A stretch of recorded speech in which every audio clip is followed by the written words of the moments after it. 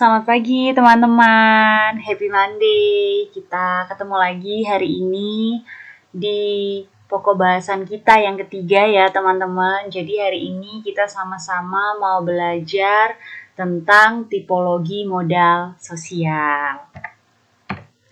Nah, kalau sebelumnya teman-teman kita sudah belajar tentang jenis-jenis modal ya, jadi ternyata kurang lebih ada 4 jenis modal, yaitu modal finansial, modal sumber daya manusia, modal natural atau modal alam ya, dan modal sosial. Nah, semoga teman-teman masih ingat ya contoh-contoh masing-masing jenis-jenis modal ini.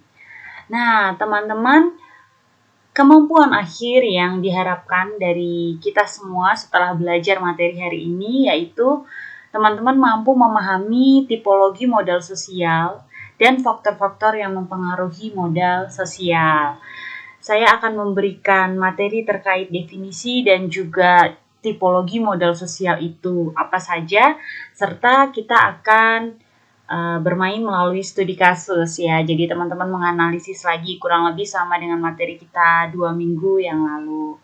Oke, jadi untuk gambaran teman-teman, tipologi ini kata sinonimnya bentuk ya. Jadi bentuk modal sosial. Oke. Nah, teman-teman, tipologi modal sosial itu ada 3. Ya, kalau teman-teman lihat bonds, bridge, dan linkage atau bonding, bridging, dan linking. Nah, mungkin ada dari teman-teman yang udah pernah dengar ya ketiga istilah ini. Jadi, 3 modal sosial ya, atau 3 bentuk modal sosial itu adalah bonding, bridging, dan linking. Nah, hari ini kita akan coba belajar apa sih bedanya antara bonding, bridging, dan linking. Nah, jadi ini teman-teman, definisi bonding sosial capital ya. Definisi dari bonding sosial capital menurut Putnam yaitu asosiasi dan kepercayaan di antara tetangga atau ikatan sosial yang kuat dan organisasi yang efektif dalam suatu komunitas. Ya, jadi kata kuncinya adalah yang saya bold, yaitu ikatan sosial yang kuat. Jadi bonding ini punya ikatan yang kuat. Kemudian ikatan ini lebih dekat secara sosial, jadi biasanya hanya melibatkan beberapa orang, antara lain keluarga, teman, dan mungkin komunitas. Nah, teman-teman nih, saya mau tanya, kira-kira komunitas apa sih yang teman-teman punya? Komunitas apa yang teman-teman saat ini sedang ikuti? Nah, jadi itu yang dikenal dengan bonding. Dan tidak selalu lebih dekat secara geografis. Nah, ini kuncinya teman-teman ya. Jadi, tidak selalu lebih dekat secara geografis atau melibatkan orang yang tinggal berdekatan satu sama lain. Jadi, tidak harus selalu berdekatan secara fisik ya. Geografis itu satu wilayah, satu lingkungan. Jadi, lebih ke kedekatan emosional atau secara sosial. Itu definisi bonding menurut Putnam dan juga Seidgard, Winkel, dan Larsen. Sehingga kita bisa singkatnya ya menjelaskan modal sosial, bonding sosial kapital itu adalah ikatan sosial dan kepercayaan yang kuat. Kata kuncinya ada di situ, strong social bonds and trust. Jadi bonding itu punya ikatan sosial dan kepercayaan yang sangat kuat. Nah, sekarang kita masuk ke definisi bridging, teman-teman.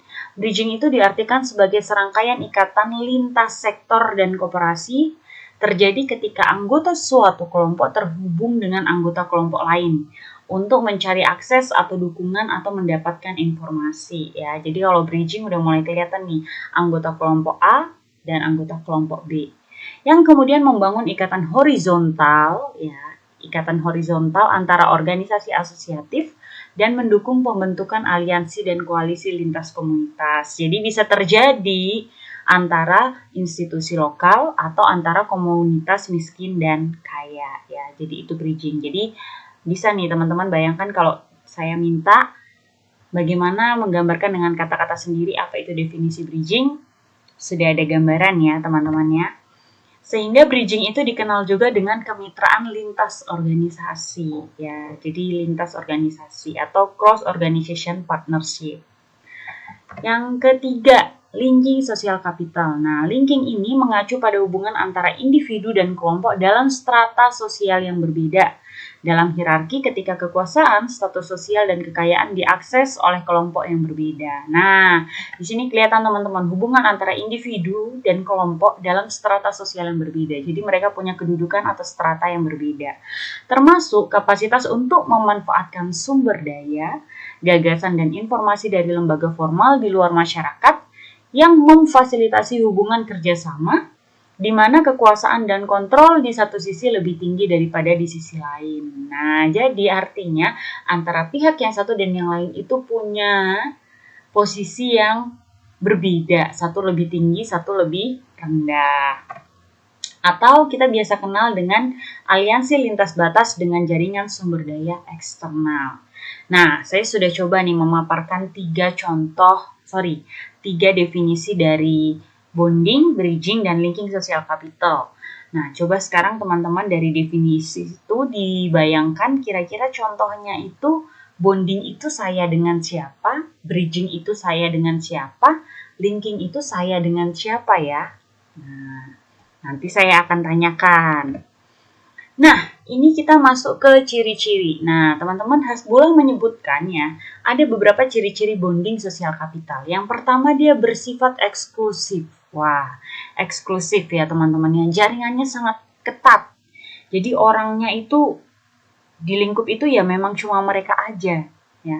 Kemudian orientasi ke dalam atau dengan kata lain, perbedaan yang kuat antara orang dalam dan orang luar. Nah, seperti yang saya bilang, ibaratnya dia komunitas A, ya dia cuma di A aja. Dia akan sangat concern ya dengan orang yang, oh ini tuh orang A, dia tuh orang B. Nah, dia sangat membedakan itu. Kemudian ragam masyarakatnya homogen. Kenapa homogen? Iya, karena dia hanya berada dalam satu komunitas itu. Pasti kenapa mereka berada di dalam itu ya karena mereka pasti punya kesamaan ya. Mereka punya ikatan yang kuat satu dengan yang lain. Nah, kohesivitas kuat. Kemudian resistensi kuat terhadap perubahan ya. Jadi resisten. Jadi kalau ada perubahan, nah dia bertahan tuh.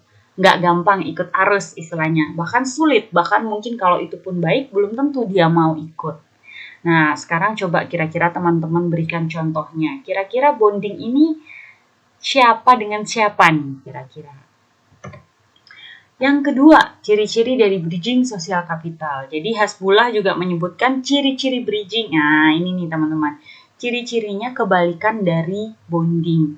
Kalau bonding itu eksklusif, kalau ini inklusif. Wah, jadi jaringannya terbuka, dia fleksibel, orientasi keluar. Artinya apa? Ya, dia bebas. Dia mau kemana aja bebas. Ya, berteman dengan siapa aja bebas. Ragam masyarakatnya heterogen, jelas. Karena dia berbaur ya. A dengan B, B dengan C. Networkingnya kuat. Karena dia kenal satu dengan yang lain. Akomodatif untuk menerima perubahan. Jadi dia lebih mudah ya, lebih fleksibel, lebih terbuka ketika ada perubahan. Kira-kira contohnya siapa dengan siapa? Yang ketiga, linking sosial capital. Nah, kalau ini ciri-cirinya dia jaringannya dan relasinya horizontal dan vertikal. Ya, jadi ke sampingnya dan ke atas ya, horizontal dan vertikal, ada hubungan antara kekuatan sosial dan otoritas yang berbeda. Nah, ini tadi perbedaan strata di dalamnya ada. Coba berikan contohnya siapa dengan siapa. Oke, teman-teman. Next. Oke, kita berpikir nih teman-teman ya. Saya akan coba tanya ke teman-teman. Nah, kira-kira modal sosial apa yang teman-teman miliki? Apakah bonding, bridging, linking, sosial capital, atau teman-teman punya ketiganya? Coba teman-teman renungkan, teman-teman ingat lagi tuh tadi definisi-definisinya, ciri-cirinya, kira-kira punya bonding nggak ya? Punya bridging atau linking nggak? Nah, lalu siapa saja kira-kira orang yang dikatakan punya bonding, bridging, atau linking dengan kita? Misalnya, aku kayaknya punya bonding deh. Tapi sama siapa teman-teman? Nah, coba ya teman-teman ingat, teman-teman renungkan, pikirkan, kira-kira siapa sih? Nah, oke. Tada, ini dia jawabannya teman-teman ya. Jadi bonding itu teman-teman ya, antara lain bonding kita ya, sesuai dengan tadi. Bonding kita itu adalah keluarga, teman-teman dekat kita, sahabat kita, kita ya. Kemudian orang-orang yang punya satu budaya yang sama dengan kita atau berasal dari etnik yang sama dengan kita, itu bisa kita katakan bonding ya. Jadi kita punya kesamaan dengan mereka dan itu kita lakukan dalam kehidupan kita. Kemudian bridging itu siapa? Bridging itu adalah teman-teman kita ya, kayak kalian teman-teman kuliah ya, mungkin teman-teman di tempat main lainnya ya, kemudian kolega atau rekan kerja bagi kalian yang mungkin sudah bekerja, barangkali kalian ada yang punya usaha-usaha ya teman-teman ya, jadi kalian punya kolega atau punya rekan kerja. Lalu linking itu adalah orang yang punya kedudukan itu lebih rendah atau lebih tinggi dari kita secara sosial ya. Jadi misalnya, ayo siapa? Saya akan tanya ke kalian ya. Coba cari contoh linking. Siapa kira-kira yang kalian rasa beda seratanya dan orangnya juga bisa punya otoritas ya sedikit mungkin ya buat memerintah kalian atau mungkin mengarahkan kalian itu siapa kira-kira. Nah teman-teman, selanjutnya kita mau belajar apa saja ya faktor yang mempengaruhi bonding, bridging, linking, sosial kapital. Jadi kalau tadi kita udah tahu apa itu bonding, bridging, dan linking, lalu apa sih faktor yang mempengaruhi kenapa kita bisa punya bonding, bridging, dan linking sosial kapital? Nah, faktor yang mempengaruhi ya modal sosial atau tipologi modal sosial yang pertama menurut Cristoforo ya dan kawan-kawannya, yang pertama itu adalah pendidikan. Ya, jadi pendidikan itu mempengaruhi tipologi modal sosial yang kita punya. Kira-kira kenapa ya pendidikan bisa mempengaruhi modal sosial kita? Nah, ini coba nih teman-teman sambil direnungkan ya. Kemudian yang kedua, faktor yang mempengaruhi itu adalah umur dan juga jenis kelamin. Nah, kenapa nih kira-kira umur dan jenis kelamin juga bisa mempengaruhi tipologi modal sosial yang kita punya? Oke, teman-teman. Jadi itu tadi ya, saya punya beberapa pertanyaan ke teman-teman. Coba teman-teman renungkan, kita akan diskusikan bersama. Nah, sekarang teman-teman, saya akan mengajikan kurang lebih ada 3 studi kasus ya buat teman-teman. Studi kasus yang pertama, teman-teman, sampah itu adalah salah satu permasalahan utama yang dihadapi di Indonesia, terutama di kota besar ya, yang memiliki tingkat aktivitas dan kepadatan penduduk tinggi, salah satunya di kota Bandung.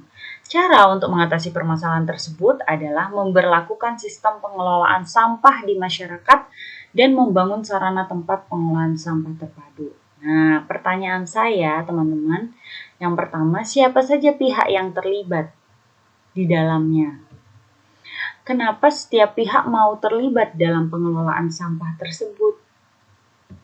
Lalu modal sosial apa yang ada? Nah, ini relate ya dengan kita pelajari ya, kira-kira modal sosial apa yang ada di dalam kasus ini. Kemudian, studi kasus yang kedua yaitu pedagang kaki lima atau PKL biasanya dianggap mengganggu ketertiban umum dan menyebabkan kemacetan. Selain itu, keberadaannya dianggap sebagai penyebab tidak indahnya dan tidak bersihnya kota. Oleh karena itu, perlu dilakukan relokasi terhadap pedagang kaki lima ke tempat yang baru. Pertanyaan saya, apa itu definisi relokasi? Siapa yang terlibat di dalam kasus itu? Atau siapa saja pelaku yang ada di dalamnya? Dan kenapa kira-kira PKL mau direlokasi? Lalu modal sosial apa yang muncul di dalamnya, teman-teman? Nah, studi kasus yang terakhir ya, ini lahan rawa dimanfaatkan petani sebagai lahan untuk bercocok tanam padi. Lahan tersebut dapat digunakan untuk 2 kali musim tanam. Akan tetapi, hasil panen tersebut tidak dapat dijual dengan harga yang sesuai dengan harapan petani. Pertanyaannya, siapa yang terlibat di dalamnya? Lalu, kenapa nggak sesuai harganya dengan harapan? Lalu, modal sosial apa yang muncul, teman-teman? Nah, silakan ya teman-teman. Jadi ada 3 studi kasus yang teman-teman bisa renungkan untuk teman-teman pikirkan kira-kira siapa, mengapa, dan model sosial apa yang ada. Oke teman-teman, itu untuk hari ini, dan ini ada TTS ya. TTS bukan tes tengah semester teman-teman, tapi teka-teki silang. Jadi besok teman-teman, hari ini saya akan memberikan teka-teki silang buat teman-teman ya, buat kita have fun sembari mengingat materi yang sudah kita pelajari sebelum-sebelumnya. Saya akan buat TTS ya, atau teka-teki silang buat teman-teman. Nanti di akhir kita akan coba review, teman-teman akan saya beri kesempatan untuk jawab. Kita coba tepat dan cepat ya untuk menjawab. Sebenarnya nanti saya lihat, wah ternyata teman-teman juga belajar dan mempersiapkan diri, sehingga materi yang sudah kita dapat itu juga masih tetap teman-teman ingat dan teman-teman pahami. Oke teman-teman, untuk hari ini itu yang bisa saya sampaikan. Semoga bisa menambah wawasan kita bersama ya, dan bisa membuat teman-teman mengerti modal sosial apa yang teman-teman sudah miliki, dan modal sosial apa yang perlu teman-teman asah atau teman-teman upgrade ya, teman-teman tingkatkan, yang kiranya juga bisa membantu teman-teman dalam bersosialisasi dengan orang-orang di sekitar teman-teman. Oke teman-teman, thank you banget yang udah dengerin penjelasan saya ya dari awal sampai akhir. Pesan saya tetap jaga kesehatan, tetap jaga asupan nutrisi yang masuk ya, jangan sampai sakit. Tuhan Yesus memberkati.